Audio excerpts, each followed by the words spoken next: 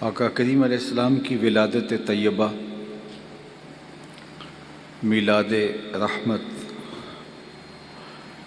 حضور علیہ الصلاۃ والسلام کا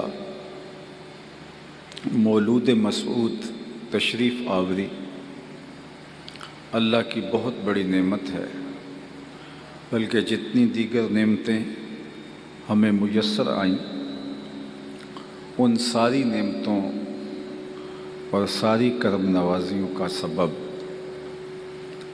ذات رسالت مآب صلی اللہ علیہ وآلہ وسلم ہے۔ مولانا ظفر علی خان نے کہا تھا، سب کچھ تمہارے واسطے پیدا کیا گیا، سب غایتوں کی غایت اولا تم ہی تو ہو، لولاک لما خلقت الافلاک، اس پہ شاہد عادل ہے۔ حضور کی ولادت، حضور کی تشریف آوری اللہ کا اس کائنات پہ سب سے بڑا احسان ہے، اور اللہ نے بجا طور پہ اس احسان کو بیان بھی کیا، جتلایا بھی۔ لقد من اللہ علی المؤمنین اذ بعث فیہم رسولا، کہ اس نے اہل ایمان پہ احسان کیا، من و کرم فرمایا کہ ان میں اپنے رسول برحق کو مبعوث فرمایا۔ اگر حضور تشریف نہ لاتے، آپ کی جلوہ گری نہ ہوتی، تو آج کی دنیا تصور کریں کیسی دکھتی۔ بیٹیوں کو زندہ درگور کر دیا جانا حضور کی آمد سے قبل لوگوں کا ایسا معمول تھا جس پہ داد پاتے تھے۔ معاشرہ انہیں تحسین کی نگاہ سے دیکھتا تھا، جیسے کوئی بڑا کارنامہ سر انجام دیا،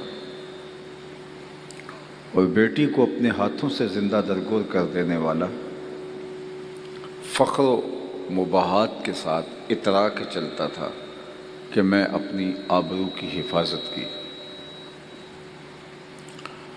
لیکن میرے حضور جلوہ گر ہوئے تو آقا کریم نے خواتین کو عزت دی، بیٹیوں کو وقار کی مسند پہ بٹھایا، اور ایک جملہ آپ نے بارہا علماء سے سنا ہے، اس کی آواز ڈبل آ رہی ہے، ایکو بند کر دیں، ایکو اس کی بند کر دیں، مجھے ڈبل آ رہی ہے، کچھ تھوڑا سا اسپیکر کا رخ دیکھ لیں۔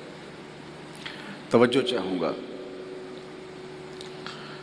تو حضور کی ولادت سے قبل، شاید آواز کم کر دیں گے تو شاید بہتر ہو جائے گا۔ حضور کی ولادت سے قبل لوگ بیٹیوں کو اپنے ہاتھوں سے زندہ درگور کر دیتے اور اس پہ فخر و مباحات کرتے، اور جب بیٹیاں زندہ درگور ہوتی تھیں، ان زندہ درگور ہونے والی بیٹیوں کی نہ کوئی FIR کٹتی تھی، نہ کوئی اس پہ آنسو بہاتا تھا، اور نہ ہی اس کے لیے کوئی درد کا، ہمدردی کا اظہار کرتا تھا۔ ایک نہیں ہزاروں بچیاں یوں ریت میں دفن کر دی گئیں، اور ان کے آنسو اسی ریت میں جذب ہو گئے۔ لیکن پھر ایک آواز بلند ہوتی ہے۔ آپ میں سے بہت سارے لوگوں کو عربی متن کے ساتھ وہ کلمات یاد ہوں گے۔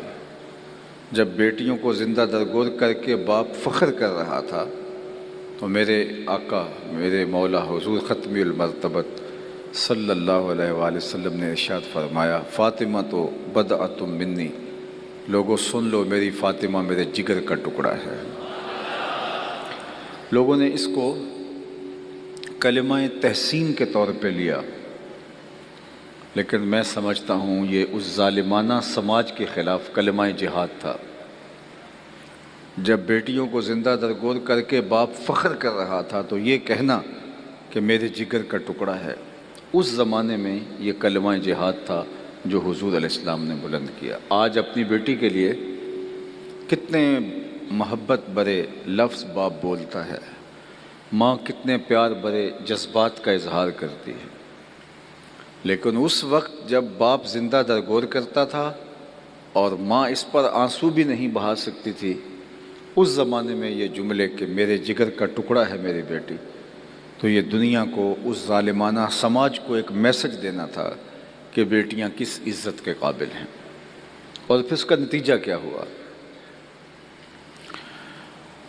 آقا کریم نے ارشاد فرمایا جو دو بیٹیاں یا دو بہنیں ان کو پروان چڑھائے اللہ کی رضا کے لیے، پھر ان کا نکاح کر دے، قیامت کے دن وہ شخص میرے یوں قریب ہوگا جس طرح دو انگلیاں قریب ہیں۔ تو مجلس میں موجود ایک شخص کھڑا ہوا اور عرض گزار ہوا، اگر کسی کے پاس دو بیٹیاں نہ ہوں، ایک بیٹی ہو، تو آقا کریم نے یہ اعزاز اس کے لیے بھی قائم کر دیا۔ اب اس کے پیچھے فلسفہ سمجھنے کی کوشش کیجئے۔ جس شخص نے سوال کیا اس کی دو بیٹیاں نہیں ہوں گی، اس کی ایک بیٹی ہوگی، لیکن وہ بھی آرزو کر رہا ہے کاش کہ میری بھی دو بیٹیاں ہوتیں اور میں یہ اعزاز پاتا۔ تو کہاں بیٹیاں زندہ درگور ہوتی تھیں اور کہاں بیٹیاں ماں باپ کی بخشش کی ضمانت بن گئیں، ماں باپ کی بخشش کا ذریعہ بن گئیں۔ اور آج کی تاریخ میں جو بیٹیوں کے لیے عزت ہے، جو وقار ہے، ماں باپ اپنی اولاد کو پالنے کے لیے، بالخصوص بیٹیوں کے لیے مشکل سے مشکل حالات سے گزرتے ہیں، پردیس کاٹتے ہیں ان کے ہاتھ پیلے کرنے کے لیے، بیٹیوں کی اچھی تعلیم کے لیے اپنے پلاٹ بیچ دیتے ہیں، جمع شدہ پونجی فروخت کر دیتے ہیں کہ ہم نے بیٹیوں کو اچھی تعلیم سے آراستہ کرنا ہے۔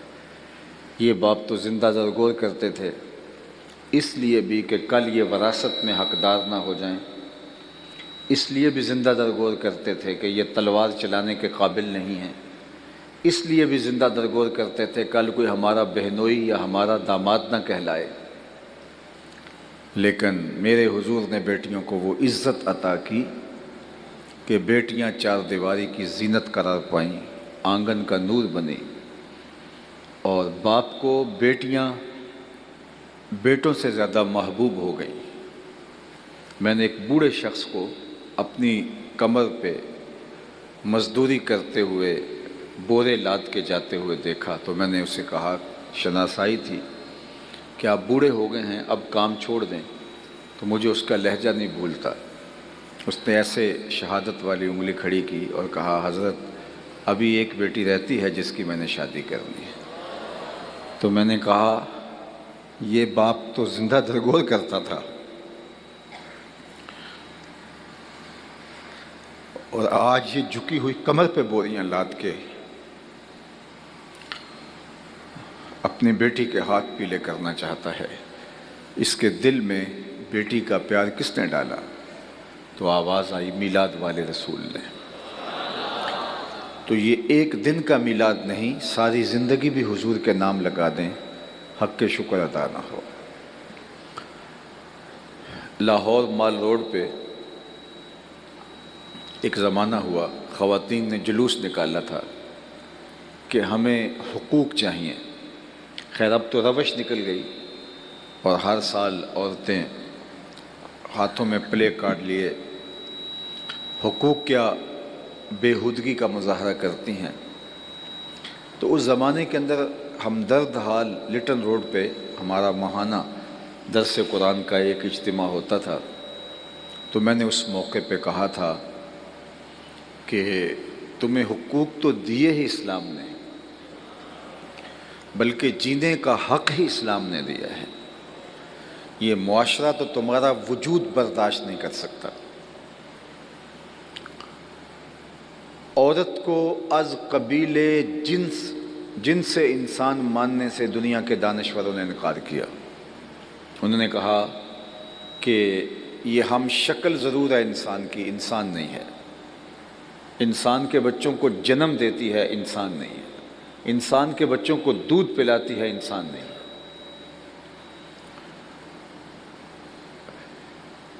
کسی نے کچھ کہا، کسی نے کچھ کہا، لیکن میرے حضور نے جنت کو کھینچ کے ماں کے قدموں تلے رکھ دیا۔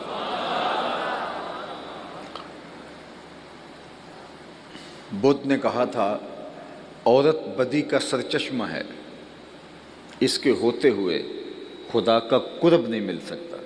اگر تم قربت الہی چاہتے ہو، اللہ کا مقرب بننا چاہتے ہو، تو تمہیں عورت سے دوری اختیار کرنی ہوگی۔ کسی نے عورت کو سانپ کہا، کسی نے بدی کا سر چشمہ کہا، کسی نے خدا کے قرب کے راستے میں رکاوٹ کہا کہ عورت کے ہوتے ہوئے خدا کی قربت نہیں مل سکتی۔ جب دنیا یہ بول رہی تھی تو میرے حضور نے کہا، لوگوں سنو، مجھے عائشہ کے بستر میں وحی اترتی ہے۔ تو میں نے کہا تمہیں تو حق ہی آمنہ کے لال نے دیے ہیں، تمہیں تو جینے کا ڈھب ہی انہوں نے سکھایا ہے۔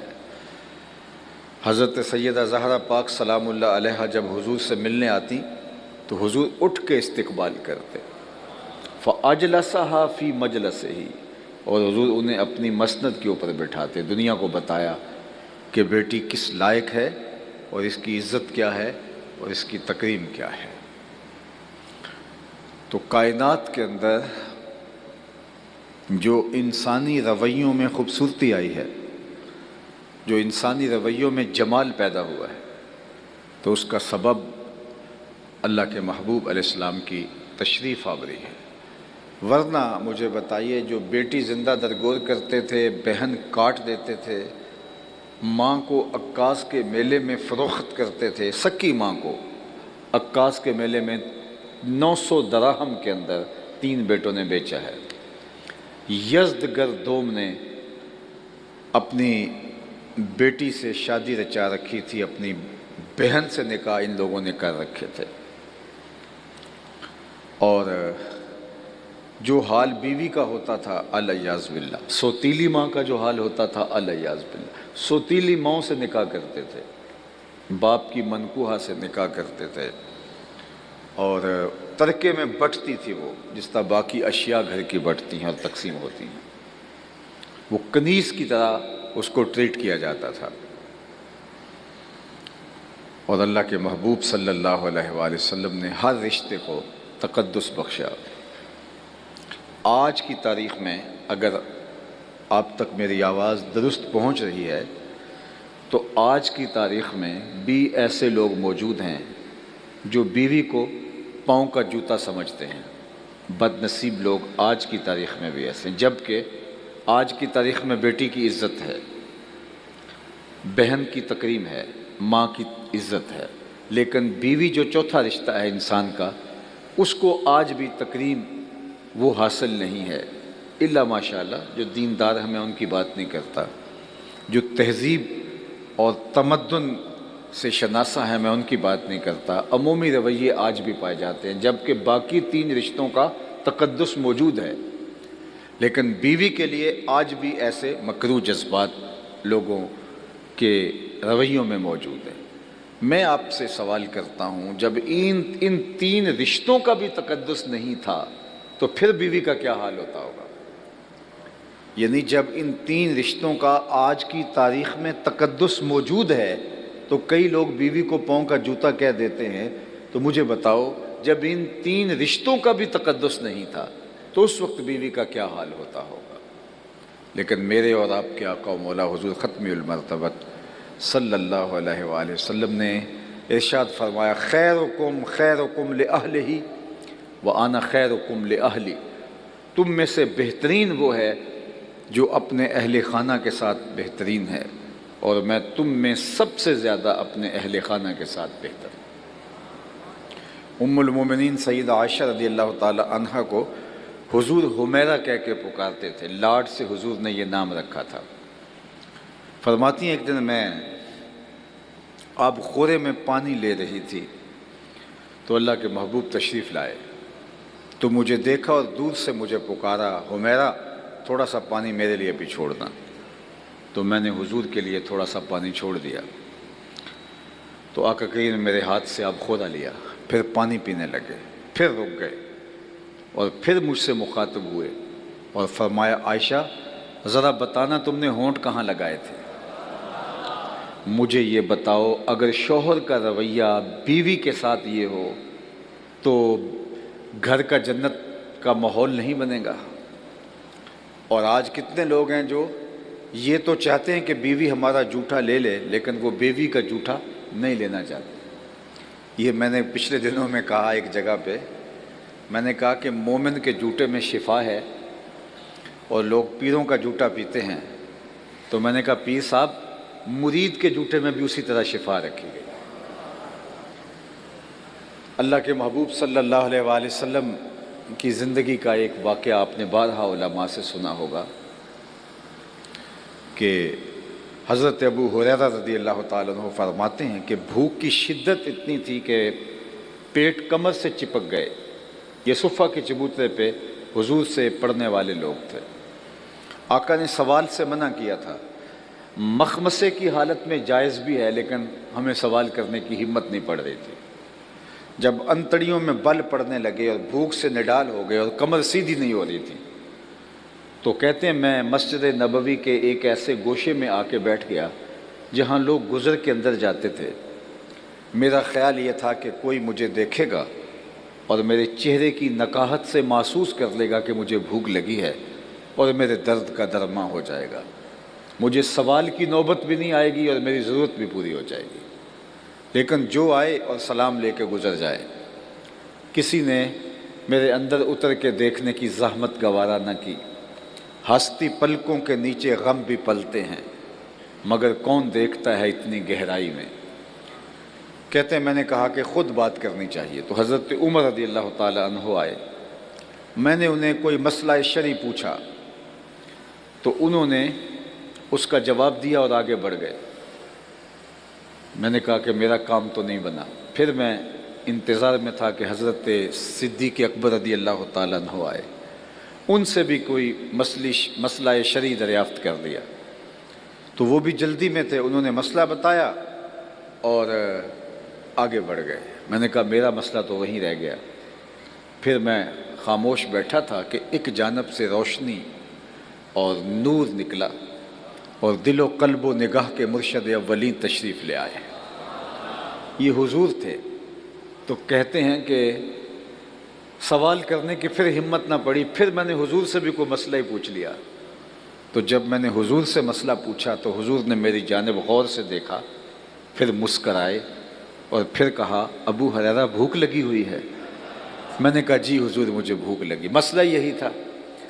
تو کہا میرے ساتھ آ جاؤ۔ پھر وہ واقعہ آپ نے سنا ہے کہ حضور لے گئے ان کو اور اہل خانہ کو آواز دی کچھ کھانے کے لیے ہے، تو انہوں نے کہا دودھ کا ایک پیالہ ہے۔ تو کہتے ہیں جب دودھ کے پیالے کا سنا تو میری جان میں جان آ گئی، کئی دنوں کا فاقہ تھا۔ تو حضور نے فرمایا ابو ہریرہ؟ میں نے کہا جی حضور میں حاضر۔ فرمایا وہ جو صفہ کے چبوترے پہ بیٹھے ہیں جاؤ ان کو بھی بلا لاؤ۔ یہ 70 لوگ تھے اور دودھ کا ایک پیالہ نکلا گھر سے۔ تو دودھ کے پیالے کا سن کے میں سرشار ہوا تھا، لیکن جب حضور نے فرمایا کہ جاؤ وہ جو 70 بیٹھے ہیں ان کو بھی بلا لاؤ، تو میرے من میں آیا کہ قطرہ قطرہ بھی نہیں آئے گا۔ حکم تھا تعمیل کی، ان کو بلا لایا۔ حضور نے وہ پیالہ منگوایا اور میرے ہاتھ میں ہی دیتے ہوئے فرمایا ابو ہریرہ دائیں سے شروع ہو جاؤ۔ کہتے میں آگے بڑھا اور ایک صحابی کو پیش کیا، وہ پینے لگا تو میری نظر دودھ کے پیالے کے دودھ پر تھی۔ کہا وہ سیراب ہو کے پی گیا لیکن ایک قطرہ بھی کم نہیں ہوا۔ مجھے تسلی ہو گئی۔ پھر میں نے دوسرے کو دیا، تیسرے کو دیا، چوتھے کو دیا، پانچویں کو دیا، 70 آدمی دودھ پی گئے اور پیالہ بھرے کا بھرا۔ لگتا تھا رب نے اس پیالے کا کنیکشن حوض کوثر سے جوڑ دیا تھا۔ کہتا جب 70 آدمی دودھ پی گئے تو حضور نے فرمایا ابو ہریرہ کون باقی؟ میں نے کہا حضور ایک آپ باقی، ایک میں باقی۔ تو آقا کریم نے فرمایا اب تم پیو۔ تو کہتے میں نے پیا اور خوب سیراب ہو کے پیا۔ پھر آقا کریم نے فرمایا اور پیو، تو میں نے پھر اور پیا۔ پھر تیسری مرتبہ فرمایا ابو ہریرہ اور پیو۔ میں نے کہا مجھے قسم ہے جس نے آپ کو حق کے ساتھ مبعوث کیا ہے، میرے میں ایک قطرے کی گنجائش بھی نہیں ہے۔ تو حضور نے میرے ہاتھ سے وہ پیالہ لیا اور یہ کہہ کے نوش جاں فرمایا ساقل قوم آخرہم شربن، جو قوم کا ساقی ہوتا ہے، پلانے والا ہوتا ہے، وہ خود تو آخر میں پیتا ہے۔ اور پھر حضور نے وہ پیالہ نوش جاں کیا اور ختم کر دیا۔ دودھ کا ایک پیالہ 70 صحابہ کے لیے، حضرت ابو ہریرہ کے لیے اور حضور علیہ السلام کے لیے کافی ہو گیا۔ ایک تو اس کا معجزاتی پہلو ہے کہ دودھ کا پیالہ اتنے لوگوں کے لیے کافی ہو گیا۔ اعلیٰ حضرت بولے ہاں جناب ابو ہریرہ کیسا تھا وہ جام شیر؟ ہاں جناب بو ہریرہ کیسا تھا وہ جام شیر، جس سے 70 صاحبوں کا دودھ سے منہ بھر گیا۔ دودھ کا ایک پیالہ 70 لوگوں کو، اور 71واں عدد حضرت ابو ہریرہ ہیں، ان کے لیے کافی ہو گیا۔ تو یہ حضور کا معجزہ ہے، لیکن میرے استاد فرمایا کرتے تھے اس کے اس پہلو کو کیوں فراموش کر دیتے ہو کہ 2 جہاں کا سردار ہے اور 71 آدمیوں کا جوتا پی رہا ہے۔ تو حضور علیہ السلام 71 آدمیوں کا جوتا، دودھ کا پیالہ نوش جان کر رہے ہیں۔ تو میں نے کہا پیر صاحب آپ کا جوتا بھی تبرک ہے، لیکن مرید صاحب کا جوتا بھی تبرک ہے، اس میں بھی اللہ نے شفا رکھی ہے۔ اور میں کہتا ہوں پیروں کو کبھی کبھی یہ مشق کرنی چاہیے، کبھی مریدوں کا جوتا بھی پئیں، کبھی اوروں کا، کبھی امام صاحب کو مقتدیوں کا جوتا پینا چاہیے، کبھی باپ کو بیٹوں کا جوتا پینا چاہیے۔ تو یہ تاکہ ایسا نہ ہو کہ بندہ یہ سمجھ لے جائے کہ میں ہی سب کچھ ہوں اور باقیوں کے لیے تصور ہی اور بن جائے۔ تو اللہ کے محبوب علیہ السلام نے اس کائنات کو جو خوبصورت معاشرت دی ہے، میں ابھی دوپہر کو کہیں بیان کر رہا تھا کہ غلام آقا کے جوتے دھوپ سے اٹھا کے چھاؤں میں رکھ دے تو آقا اس پہ بھی کوڑے مارتا تھا کہ تو نے میرے جوتے میرے اذن کے بغیر چھوئے ہی کیوں ہیں؟ تیری اوقات کب ہوئی کہ میرے جوتوں کو میرے اذن کے بغیر، اجازت کے بغیر ہاتھ لگا سکتا؟ لیکن سنو پھر جب تبدیلی آتی ہے، حقیقی انقلاب آتا ہے، دنیا کو نور و نکھت اور روشنی ملتی ہے، حضور معراج سے واپس پلٹتے ہیں اور بلال حبشی کو بلا کے ارشاد فرماتے ہیں تو کون سا نیک عمل کرتا ہے؟ میں نے جنت میں تیرے قدموں کی آہٹ سنی۔ جو غلام آقا کے جوتے دھوپ سے اٹھا کے چھاؤں میں رکھنے کا روادار نہیں ہے، اس کو کونین کا مالک کہہ رہا ہے میں تیرے قدموں کی آہٹ جنت میں سنتا رہا۔ کیا خیال ہے اس ایک جملے نے دور غلامی کی ساری تھکن اتار نہیں دی ہوگی، اور بلال فرش سے اٹھ کے فراز عرش پہ نہیں پہنچ گیا ہوگا، اور آقا کریم نے اتنے طریقے دیے غلام آزاد کرنے کے۔ قسم توڑ بیٹھو غلام آزاد کرو، کفارہ قتل میں غلام آزاد کرو، کفارہ زہاد میں غلام آزاد کرو، روزہ توڑ بیٹھو غلام آزاد کرو، تاکہ آہستہ آہستہ غلامی ختم ہو جائے۔ مسلمان غلام، کافر غلام، دونوں کو آزاد کرنے کی ترغیب دی۔ اس دور کی سب سے بڑی سخاوت غلام آزاد کرنا تھا، اور سب سے مہنگی سخاوت غلام آزاد کرنا تھا۔ حضرت عثمان غنی رضی اللہ تعالیٰ عنہ ہر جمعے کو ایک غلام آزاد کرتے۔ حضرت عمر ہر وہ شخص جو لمبی نمازیں پڑھتا آپ کے غلاموں میں سے اسے آزاد کر دیتے۔ غلاموں نے لمبی لمبی نمازیں پڑھنا شروع کر دی۔ لوگوں نے کہا عمر یہ تمہیں دھوکہ دیتے ہیں صرف آزاد ہونے کے لیے۔ تو حضرت عمر نے کہا اگر یہ خدا کے نام پہ دھوکہ دیتے ہیں میں 100 بار کھانے کو تیار ہوں۔ حضرت ابو بکر صدیق رضی اللہ تعالیٰ عنہ نے کتنے غلاموں کو آزاد کیا؟ حضرت بلال کو حضرت صدیق اکبر نے آزاد کیا تھا۔ حضرت عبد الرحمن بن عوف رضی اللہ تعالیٰ عنہ صحابہ میں سب سے امیر تھے، آپ نے اپنی زندگی میں 30,000 غلام آزاد کیے۔ 30,000۔ تو غلامی دنیا سے ختم ہو گئی۔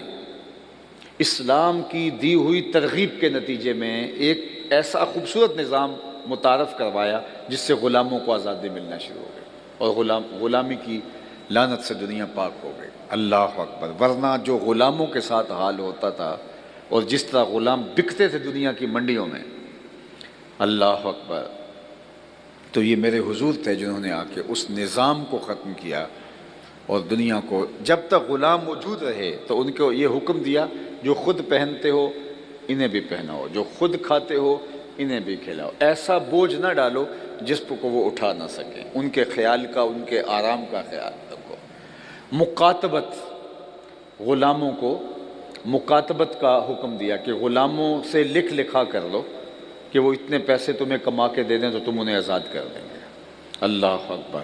تو یہ اسلام کا دیا ہوا فیضان ہے، بلکہ معاشرے کے ان لوگوں کو حضور نے عزت عطا کی جنہیں معاشرے میں کبھی درخور اعتنا ہی نہیں سمجھا جاتا تھا۔ میں ایک مثال آپ کے سامنے رکھتا ہوں۔ مدینہ المنورہ میں ایک خاتون ہے جس کا توازن ذہنی ٹھیک نہیں ہے۔ اللہ کے محبوب صلی اللہ علیہ وآلہ وسلم مسجد نبوی میں تشریف فرما ہے تو وہ دروازے پر آتی ہے اور آقا کریم کو اشارہ کر کے بلاتی ہے کہ میری بات سنو۔ اللہ کے محبوب فرماتے ہیں کہیے کیا کہنا ہے؟ اس نے کہا میں نے آپ سے کوئی باتیں کرنی ہیں۔ فرمایا کہو۔ کہا یہاں نہیں کرنی، آپ باہر آئیے، میں وہاں بات کرنی۔ اللہ اکبر، کونین کے سردار اس کی بات سننے کے لیے مسجد نبوی سے باہر جا رہے ہیں۔ عرب کی چل چلاتی دھوپ، کار نبوت کی اہم ذمہ داریاں اور حضور کا نازک بدن، اور اس نے حضور کو دھوپ میں کھڑا کر دیا۔ صحابہ کہتے ہیں میں غصہ بڑا آ رہا تھا لیکن کہہ کچھ نہیں سکتے تھے، حضور خود ہی تو کان لگائے سن رہے تھے، اور اس کی باتیں بھی ایسی تھیں چونکہ اس کا توازن ذہنی ٹھیک نہیں تھا۔ اس نے گھنٹوں تک حضور کو وہاں دھوپ میں کھڑا کیے رکھا، اور آقا کریم غور سے اس کی گفتگو سنتے رہے۔ جب وہ جانے لگی تو صحابہ نے عرض کی حضور اس کا ذہن توازن ٹھیک نہیں ہے، اور یہ جس کے پاس کھڑی ہوتی ہے جان نہیں چھوڑتی، لوگ اس کو دیکھ کے راستہ بدل لیتے ہیں۔ آپ کا نازک بدن اور قیمتی وقت، کار نبوت کی اہم ذمہ داریاں آپ کے کندھوں پر، تو آپ ایسی ویسی عورتوں کی باتیں کیوں سنتے ہیں؟ اس کو تو پورا مدینہ منہ نہیں لگاتا، اس کی کوئی بات نہیں سنتا۔ تو حضور نے فرمایا عمر، پورے مدینے میں اس کی کوئی نہیں سنتا، میں بھی نہ سنوں؟ اور اس بڑھیا کو آواز دے کے کہا جب دکھ زیادہ ہو جائیں جہاں مرضی کھڑا کر کے محمد کو اپنی باتیں سنا لیا کرو۔ ایک تو ہی ہوتے ہیں میریاں آساں دا سہارا، دس کنوں کراں جے تینوں نہ کراں یاد۔ یہ ایک دن کا میلاد یہ حق ادا نہیں کرتا۔ میں میلاد منانے والوں کو بھی کہتا ہوں کہ جو میلاد ہے اس کو اس کی روح کے ساتھ مناؤ۔ اعتراض ہوگا ہی نہیں، ہوا بھی تو بہت کم ہوگا۔ خام خواہ اس کے اندر ایسی باتیں یا ایسی چیزیں شامل نہ کرو جن کی شریعت اجازت نہیں دیتی۔ سنجیدگی کے ساتھ، متانت کے ساتھ، شریعت کے ضابطوں کی مطابقت کے اندر۔ اور دوسری بات یہ عرض کرنا چاہوں گا، یہ جو میلاد کا موسم آیا ہے یہ کوئی سیزن نہیں ہے نعت خوانوں کا یا پیروں کا یا مولویوں کا۔ یہ جو سیزن ہم نے بنا لیا ہوا ہے کہ اس میں بہت سارے پیسے کمائیں گے، یہ سیزن نہیں ہے، یہ تبلیغ کا سیزن ہے، یہ حضور کے پیغام کے ابلاغ کا سیزن ہے۔ یہ ایک موقع ہے کہ دلوں میں حضور علیہ السلام کی محبت پیدا ہوتی ہے تو اس محبت کو کام میں لایا جائے، اس محبت کو مہمیز لگے اور محبت کرنے والے عمل کے سانچے میں ڈھل جائیں۔ علامہ اقبال علیہ رحمہ نے سیرت النبی کے عنوان سے منعقدہ میلاد کے ایک جلسے میں کہا تھا کہ جو میلاد کا دن ہے 12 ربیع الاول، یہ امت کو جوڑنے کا ذریعہ ثابت ہو سکتا ہے، اور اس میں امت کو حضور کی دہلیز کے قریب کیا جا سکتا ہے، کیونکہ یہ اتنا ایسا موقع ہوتا ہے کہ دل ہیں حضور کی محبت سے بھرے ہوئے ہوتے ہیں۔ تو محبت کے اظہار کا خوبصورت سلیقہ، اس سے کوئی انکار نہیں کرے گا۔ کوئی اگر بدبخت ہے تو اس کا کہا نہیں جا سکتا، لیکن اس میلاد کے موسم کو حضور علیہ السلام سے قربت کا ذریعہ بناؤ، کثرت سے درود اپنی اولاد کو پڑھنا سکھاؤ۔ علماء نے 100 طریقے لکھے ہیں۔ علموا اولادکم محبت رسول اللہ صلی اللہ علیہ وآلہ وسلم۔ ڈاکٹر عبدہ یمانی نے ایک کتاب لکھی ہے، اس میں متعدد طریقے لکھے ہیں کہ اپنی اولاد کو حضور کا پیار کیسے سکھایا جا سکتا ہے۔ بعض علماء نے 100 طریقے لکھے، بعض نے اس سے بھی زیادہ لکھے، لیکن علامہ اقبال نے کہا 3 طریقے حضور کی محبت کی نشت کے ذریعہ ہو سکتے ہیں۔ ان میں سے ایک انہوں نے یہی کہا، درود شریف۔ کثرت درود حضور کے ساتھ پیار کا، حضور کی قربت کا سبب ہے۔ تو ہم جو میلاد کے جلسے ہیں، میلاد کے جلوس ہیں، اجتماعات ہیں، ان کو کوئی بس ایک کھیل کود کا ذریعہ نہ بنائیں، اس کو کثرت درود کا ذریعہ بنائیں۔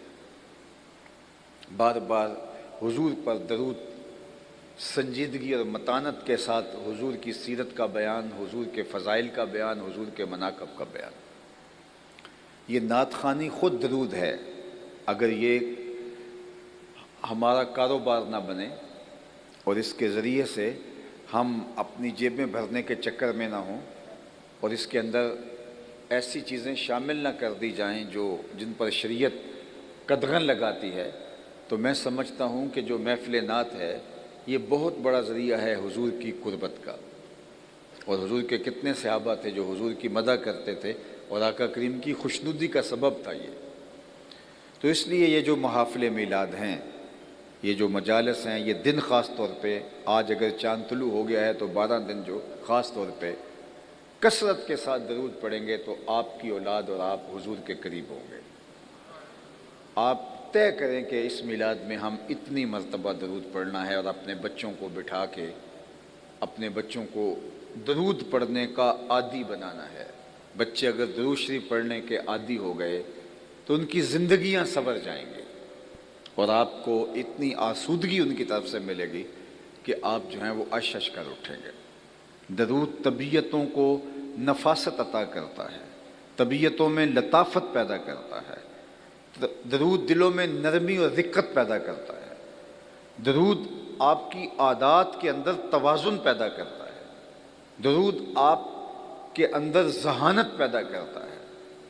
درود آپ کے اندر عفت اور پاک دامنی کے قائم رہنے کا سبب اور ذریعہ بنتا ہے. درود پڑھنے والا اور درود نہ پڑھنے والا دونوں کے رویوں میں فرق ہوتا ہے. اگر ہم آج ہی اپنی اولاد کو درود پڑھنے کا عادی بنائیں گے تو خود بخود درود سے وہ صاحب درود کے قریب ہوتے چلے جائیں گے. ایک تو درود کے ذریعے سے اپنی اولاد کو حضور کے قریب کیا جا سکتا ہے. اور علامہ اقبال دوسری بات کہتے ہیں کہ حضور کی سیرت کا بیان، اپنی اولاد کو حضور کی سیرت پڑھائیں. میں اس جمعے کو کہا دوستوں سے، آپ سے بھی کہتا ہوں، کسی کی 60 سال عمر ہو گئی، کسی کی 70 ہو گئی، کسی کی 50، کسی کی 40. میں علماء سے کی بات نہیں کر رہا کیونکہ ہماری ضرورت ہوتی ہے، لیکن باقی جو عام عوام ہیں میں ان سے پوچھتا ہوں کہ آپ نے کتنی کتابیں جو ہیں وہ حضور کی سیرت کی پڑھی ہے. شاید بہت کم لوگ ملے جنہوں نے کوئی ایک کتاب مکمل حضور کی سیرت کی پڑھی ہو. تو بطور مسلم کیا یہ ہمارے لیے لمحہ فکریہ نہیں ہے کہ ہم اپنے آقا و مولا کی پوری سیرت آج تک نہیں پڑھ سکے؟ یہ ڈراموں کی سیریلز آتی ہیں تو ہم ساری کی ساری دیکھ رہے ہوتے ہیں، آپس میں لوگ صبح بات کر رہے ہوتے ہیں، پوری قوم اس طرف لگی ہوتی ہے. لیکن میں آپ سے سوال کرتا ہوں، ہم لوگوں سے سوال کرتے رہے، ہم اپنے آپ سے سوال کرتے ہیں، کیا ہم میں سے کتنے لوگ ہیں جنہوں نے حضور علیہ الصلوۃ والسلام کی مکمل سیرت پڑھی ہوئی ہے؟ تو اگر نہیں پڑھی تو 60 سال گزر گئے، 70 سال بیت گئے، 50 سال بیت گئے، تو ہم کھڑے کہاں ہیں؟ ہمارے پاس اتنی فرصت بھی نہیں ہے. ہادی برحق، کائنات کے رہبر اور ہادی اور رہنما، جن کی زندگی اسوائے کاملہ ہے ہمارے لیے. ہمارے رب نے کہا کہ ان کی زندگی کے مطابق زندگی بسر کرو، اور ہم ان کی سیرت کو ابھی تک پڑھ نہیں سکے. عمل کرنا تو دور کی بات ہے. شستہ کہیں سے کوئی ٹکڑا پڑھ لیا یا کسی عالم دین سے سن لیا، کوئی واقعہ یاد ہوا، یا بچپن میں وہ بھی بوڑھے لوگوں نے دادی اماں کے بستر سے کچھ لے لیا، تو وہ چند چیزیں ہوں گی. لیکن باقاعدہ محنت کر کے ہم میں سے کتنے لوگ ہیں، دو باتیں کرتا ہوں، کتنے لوگ ہیں جنہوں نے ساری حضور کی سیرت پڑھی ہے، اور کتنے لوگ ہیں جنہوں نے قرآن مجید کو ترجمے کے ساتھ پڑھا ہے. یہ ہمارے رب کا ہمارے نام آخری پیغام ہے. تو اقبال کہتے ہیں کہ اگر تم چاہو کہ حضور کی محبت پیدا ہو جائے تو حضور کی سیرت تمہیں پڑھنی ہوگی. کائنات میں کوئی ایسی سیرت کسی کی موجود نہیں ہے، کسی کی سیرت محفوظ بھی نہیں ہے اور یوں موجود بھی نہیں ہے جیسے میرے حضور کی سیرت محفوظ بھی ہے اور موجود بھی ہے اور کامل اکمل نمونہ بھی ہے. اور تیسری بات اقبال نے جو کہی وہ یہ کہ انسان فطرتاً حسن پسند ہے. انسان کی طبع ہے کہ وہ حسن کے لیے میلان قلب رکھتا ہے. حسن پسند ہے تو یہ گلدستہ رکھا گیا ہے. انسان حسن پسند ہے تو یہ خوبصورت جو ہے وہ ماحول بنایا گیا ہے. انسان حسن پسند ہے تو یہ چھت کے اوپر کمکمے لگائے گئے ہیں، یہ دیواروں پہ کام اور مینہ کاری اسی لیے کروائی گئی ہے کہ انسان کی طبع اس کا تقاضا کرتی ہے، اور حسن جہاں بھی ہوگا انسان ادھر لڑک جائے گا، وہ لب لالی میں ہو یا مشک عنبری میں، وہ زلف عنبری میں ہو یا وہ قد و قامت میں ہو، وہ پھول کی لطافت میں ہو یا تتلی کے پروں میں قدرت کی صنائی اور کاریگری کے رنگ ہوں، وہ کوئل کی آواز میں ہو یا بلبل کے لہجے میں، حسن جہاں بھی ہوگا انسان ادھر لڑک جائے گا۔ اقبال کہتا ہے یہ طے ہے کہ انسان فطرتاً حسن پسند ہے اور حسن کی طرف اس کا میلان قلب ہوتا ہے۔ تو کہتے ہیں جب یہ طے ہے تو اگر آپ چاہیں کہ اپنی اولاد کا میلان قلب جو ہے وہ حضور کی جانب کریں تو پھر حضور کے حسن کے قصیدے سناؤ، کیونکہ انسان حسن پسند ہے، اور سارا حسن جس چوکھٹ کا پانی بھرتا ہے اور جہاں عشق بھی غلامی کرتا ہے وہ محمد عربی کا آستان نور ہے۔ بلکہ اعظم چشتی مرحوم نے تو قلم ہی توڑ دیا، سمجھا نہیں ہنوز میرا عشق بے ثبات، تو کائنات حسن ہے یا حسن کائنات، کہ ابھی تک محو حیرت میں ہوں، تو کائنات حسن ہے یا حسن کائنات، میرا عشق بے ثبات ابھی اس کا فیصلہ نہیں کر سکا کہ تجھے کائنات حسن کہوں یا حسن کائنات کہوں۔ اللہ اکبر، وہ حسن دیا کل قمر لیلۃ البدر لم ارا قبلہ ولا بعدہ مثلہ۔ حضرت ابو ہریرہ کہتے ہیں کیا بتاؤں حضور جیسا میری آنکھ نے نہیں دیکھا، 14ویں رات کے چمکتے ہوئے چاند کی طرح تھے حضور۔ پھر کہتے ہیں نہیں حضور جیسا میری آنکھ نے دیکھا ہی نہیں۔ حضرت حسان بن ثابت کہنے لگے دیکھتے کیسے، خدا نے کوئی ایسا بنایا ہی نہیں، کسی ماں نے ایسا جنم ہی نہیں دیا، خدا نے وہ سچا ہی پن چھڑیا جدے وچ محمد نو ٹالیا سی، حسینہ جمیلاں دا منہ موڑ دیتا، محمد بنا کے قلم توڑ دیتا، ایسا پیکر تراشا۔ تو اگر آپ چاہتے ہیں کہ آپ اپنی اولاد کو حضور کا پیار سکھائیں تو حضور کا حلیہ، حضور کے شمائل، حضور کی صورت ان کے سامنے رکھنی ہوگی۔ چوتھی چیز میں علماء کرام کی تحقیق کے نتیجے کے اندر اقبال کی ان 3 چیزوں میں چوتھی چیز شامل کرنا چاہوں گا، اور وہ یہ کہ اگر آپ چاہیں کہ ہماری اولادوں کے دلوں میں حضور کا پیار پیدا ہو تو حضور کے فضائل بیان کریں، مناقب بیان کریں، شانیں بیان کریں۔ چونکہ اگر حضور کے فضائل و مناقب بیان کرنے کی بجائے حضور کی ذات کو محل نزاع بنا کے، اپنے مناظروں کا موضوع بنا کے اپنی اولاد کے سامنے پیش کیا تو پھر نتیجہ کچھ اور نکلے گا۔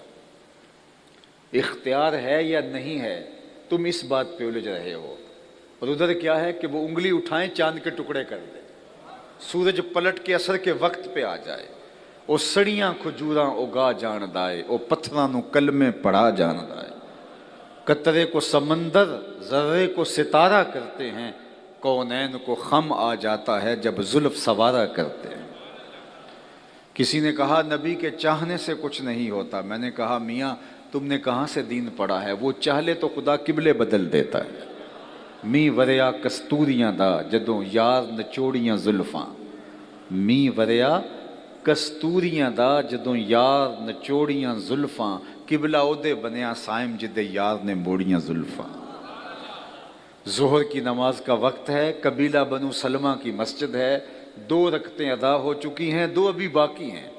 خاطر آتر میں خیال آیا کہیں قبلہ بدل جائے تو کیا خوب ہے، دل میں خیال ہی آیا تھا، 2 حالت نماز میں 2 پڑھی جا چکی ہیں، 2 ابھی باقی ہیں۔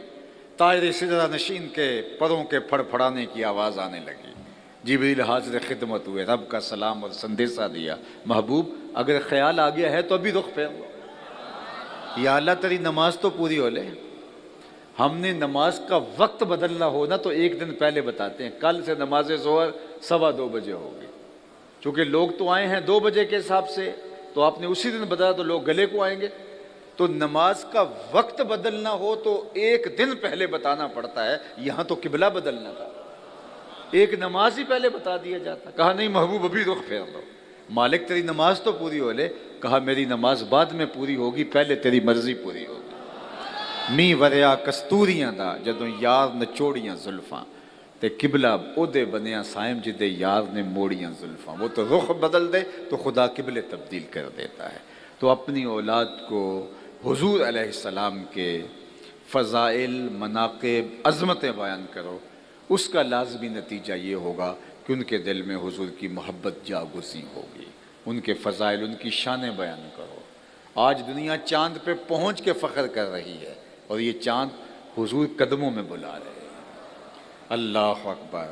چاند کو توڑتے بھی ہیں اور چاند کو جوڑتے بھی ہیں، توڑنا بھی جانتے ہیں اور جوڑنا بھی جانتے ہیں۔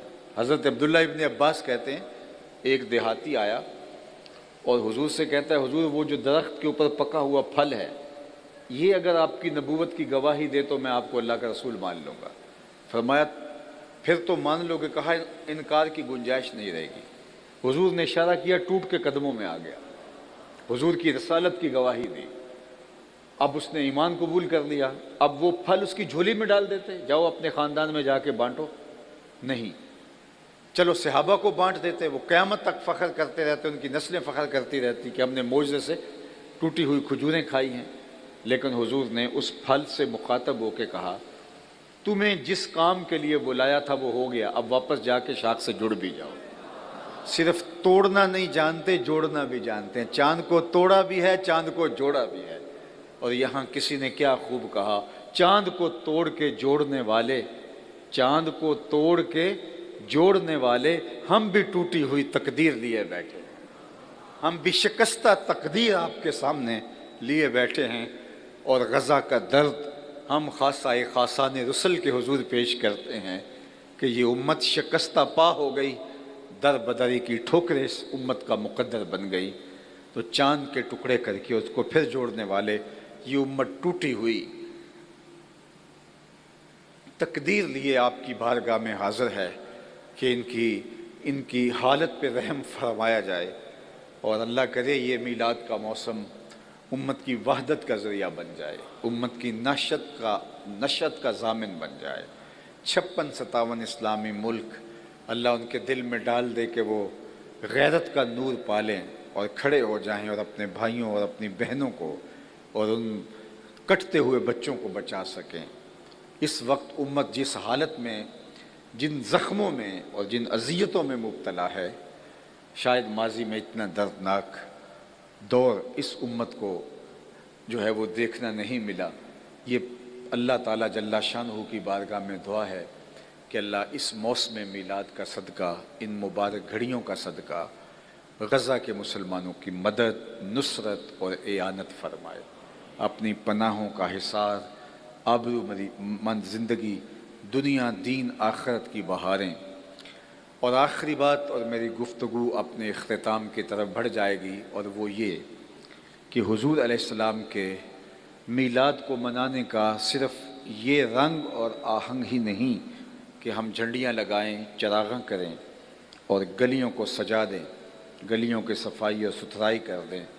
اگرچہ محبت کے اظہار کا یہ ایک رنگ ضرور ہے، لیکن میلاد کا حقیقی تقاضا یہ ہے کہ حضور کے لائے ہوئے نظام کو اپنی زندگی میں اتارا جائے۔ اس کا میں آپ کے سامنے ایک حدیث کا حوالہ دے کے اپنی گفتگو کو سمیٹتا ہوں۔ ایک دن حضور وضو فرما رہے تھے کہ صحابہ حضور کے وضو کے پانی کو زمین پر نہیں گرنے دیتے، زمین پر نہیں گرنے دیتے۔ تو آقا کریم علیہ الصلوۃ والسلام نے صحابہ سے پوچھا، ما یحملکم علی ھذا، تمہیں اس بات پر کس نے ابھارا ہے کہ میرے وضو کے پانی کو تم زمین پر نہیں گرنے دے رہے؟ تو انہوں نے کہا، حب اللہ و رسولہ، اللہ اور اس کے رسول کی محبت نے۔ یعنی حضور نے حکم نہیں دیا کہ میرے پانی کو تم اپنے ہاتھوں پہ لے لینا اور اپنے چہروں پہ مل لینا، یہ ان کا اپنا انداز محبت اور اپنی الفت کا ایک قرینہ اور رنگ اور آہنگ تھا۔ تو آقا کریم نے فرمایا، میں نے تو اس کا حکم نہیں دیا، تمہیں کس چیز نے اس بات پہ ابھارا کہ میرے وضو کے پانی کو زمین پر نہیں گرنے دے رہے؟ تو انہوں نے کہا، حب اللہ و رسولہ، اللہ اور اس کے رسول کی محبت۔ تو آقا کریم علیہ الصلوۃ والسلام نے اس کی نفی نہیں کی، ان کے جذبے کی حوصلہ شکنی نہیں کی، وہ جو کر رہے تھے وہ محبت سے کر رہے تھے۔ لیکن حضور نے ارشاد فرمایا، جو یہ چاہے کہ اللہ اور اس کے رسول سے محبت کرے اور اللہ اور اس کا رسول اس سے محبت کرے، اس کو یہ 3 کام کرنے چاہیے۔ سب سے پہلے وہ جب بھی بولے سچ بولے، دوسری بات جب اس کے پاس امانت رکھی جائے خیانت نہ کرے، اور تیسری بات جو اس کی ہمسائیگی میں آ بسے وہ ہمسائیگی کا حق ادا کرے۔ یعنی تمہارا یہ عمل بھی اپنی جگہ پہ درست کہ تم میرے وضو کے پانی کو زمین پر نہیں گرنے دے رہے، لیکن کہیں محبت کے اس مظہر کے اندر کوئی یا آنے والا کوئی دین کی ان قدروں کو بھول نہ جائے کہ ٹھیک ہے ہم نے ادب کا یہ انداز اختیار کر لیا تو باقی دین معاف ہو گیا، ایسا نہیں ہے۔ تو فرمایا کہ اگر تم یہ چاہتے ہو تمہارا یہ کام بھی اسی مقصد کے لیے، اللہ اس کے رسول کی محبت کے لیے، تو پھر تمہیں میں تاکید کرتا ہوں کبھی جھوٹ نہیں بولو گے، کبھی ہمسایوں کے حقوق پامال نہیں کرو گے، اور کبھی امانت میں خیانت نہیں کرو گے۔ بلکہ حضور سے پوچھا گیا کہ مومن بزدل ہو سکتا ہے؟ فرمایا نہیں، مومن بہادر ہوتا ہے، لیکن فرمایا ہو سکتا ہے کبھی بزدلی بھی کر جائے، آخر بشری تو ہے۔ پھر پوچھا گیا کہ مومن بخیل ہو سکتا ہے؟ کہا نہیں، سخی ہوتا ہے، لیکن ہو سکتا ہے کبھی بخل بھی کر جائے، آخر بشر ہی تو ہے۔ پھر تیسرا سوال ہوا کہ مومن جھوٹا ہو سکتا ہے؟ فرمایا جھوٹا نہیں ہو سکتا، یہ طے ہے کہ مومن ہو اور جھوٹا ہو یہ نہیں ہو سکتا، چونکہ ہمارے نبی تو وہ ہیں جن کو کافر بھی صادق اور امین کہتے ہیں، تو ہم کیسے جھوٹ بول سکتے ہیں؟ لوگ کہتے ہیں جی جھوٹ نہ بولیں تو آج سودا نہیں بکتا۔ میں کہتا ہوں جاپان والے کیسے بیچ لیتے ہیں؟ وہ پوری دنیا پہ فروخت کر رہے ہیں۔ تو ہم نے خود اپنے آپ کو اس دلدل میں پھنسا دیا ہے۔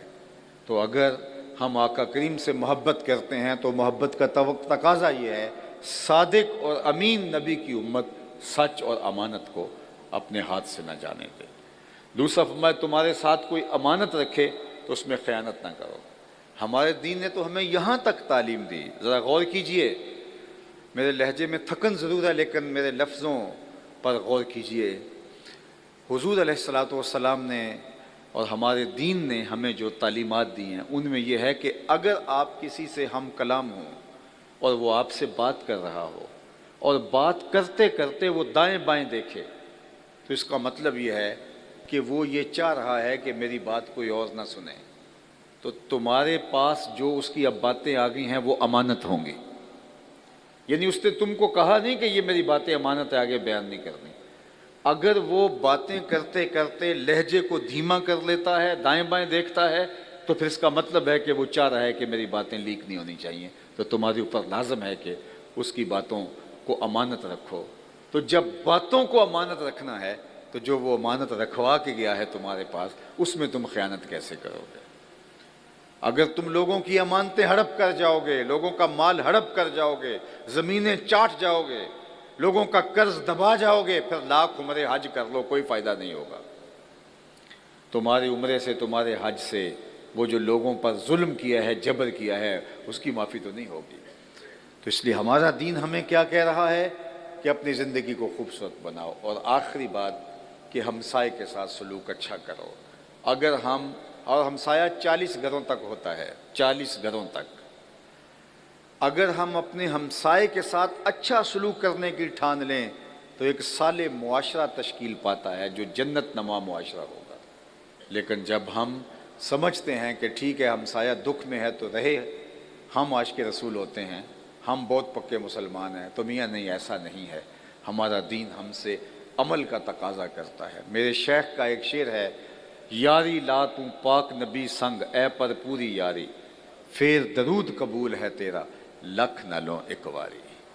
میں ادارۃ المصطفیٰ حلقہ فیصل آباد کے جملہ ذمہ داران، امیر ادارہ حلقہ فیصل آباد حضرت علامہ صاحب مولانا نعیم الرضا مصطفی زیدہ مجدہ اور ان کی پوری ٹیم کو مبارکباد دیتا ہوں کہ آپ نے اتنا عالی شان اجتماع منعقد کر کے حضور کے دین کے پیغام کے ابلاغ کا ذریعہ فراہم کیا۔ میری آپ سارے لوگوں کی آمین کے ساتھ دعا ہے کہ اللہ جو کہا اس کو روحوں میں اتار دے، اور اللہ ہمیں توفیق عمل عطا فرمائے، اور یہ ماہ ربیع الاول جس کا نزول ہو رہا ہے، اللہ اس ماہ انور کو حضور کے ادب، حضور کی اطاعت، حضور کی فرما برداری اور حضور کی شریعت کے نفاذ، اپنی ذات پر نفاذ کی عملی تحریک بنا دے۔ وآخر دعوانا ان الحمد للہ رب العالمین۔